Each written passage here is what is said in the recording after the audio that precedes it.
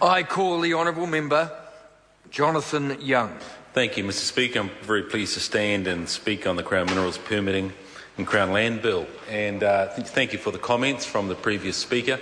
Indeed, it is important for the benefit of New Zealand that we have a very robust regime that is going to stand the course of time as we look at the sensible, responsible and sustainable use of the resources that our country is endowed with.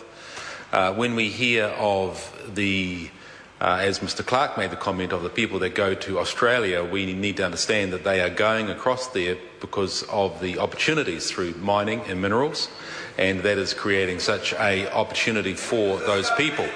And Mr Speaker, we have similar, if not better, advantages and possibilities here in our own country, where we can enable not only an increase of jobs, as we have talked about today, particularly in the West Coast, but we can see an increase of revenue into our country, that we can do some of the things that we so often talk about in this House with greater ability.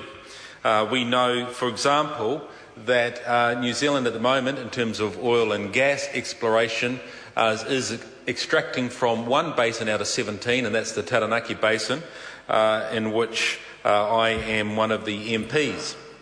And we also pour in, not only are there countless jobs and opportunities for people in Taranaki and also around the country, but each year, $400 million in royalties comes to the government, $300 million in company tax is collected from the revenue from these resources.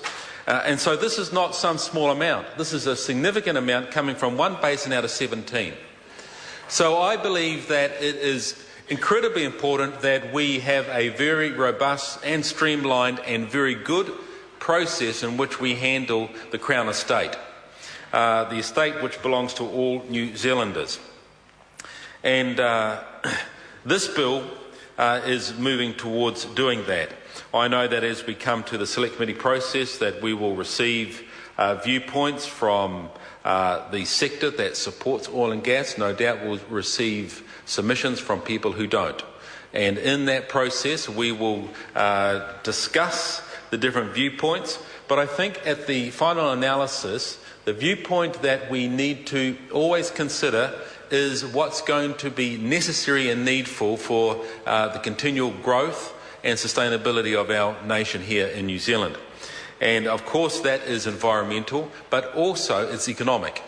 And we know at times that these can be competing values, but not necessarily all the time. We can balance these issues and do it in a very careful way.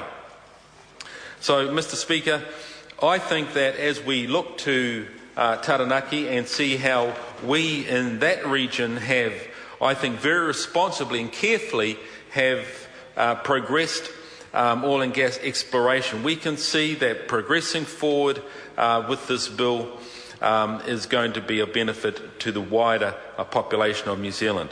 One of the things that I did just a few weeks ago, I had the Minister of Commerce in Taranaki, and we drove down to South Taranaki, where we visited one of the oil and gas installations. And it was about a 60-kilometre journey.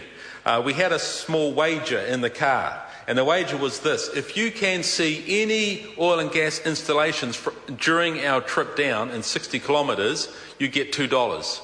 He arrived down there with no coinage in his pocket, simply because you wouldn't have seen, you wouldn't have known, Mr Speaker.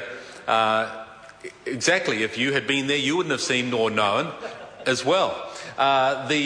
These installations, because their profile was so low, environmentally they were so well contained, and in fact the only one that he did see was one pointed out on the journey back.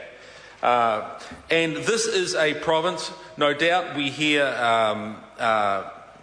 opposition voices and and all sorts of allegations coming forward that are unsubstantiated and unproven. This is a province that has handled exploration in a very sustainable and a very positive way. As the Minister of Energy and Resources said today, we have oil and gas, we have dairying, and we have tourism happening all in the same space in a place that we love, that's clean, that is green, that has a beautiful, pristine environment. And this is what we can do in New Zealand.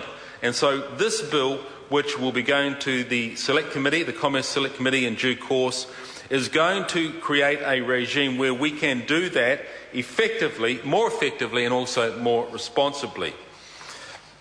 Mr. Speaker, there are a number of aspects to this bill which is full of detail, which is going to simplify things. A two-tier system, I applaud. I think it's absolutely fantastic that we can concentrate our resources on the more risky areas where we can focus in very closely to that to ensure that every best practice is taken place and that every contingency is put in place.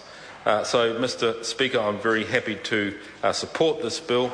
Look forward to it coming to the Select Committee, where I'm sure we will have a very good process in working together to come to an answer and a resolution that's going to be to the benefit of all New Zealanders. Thank you.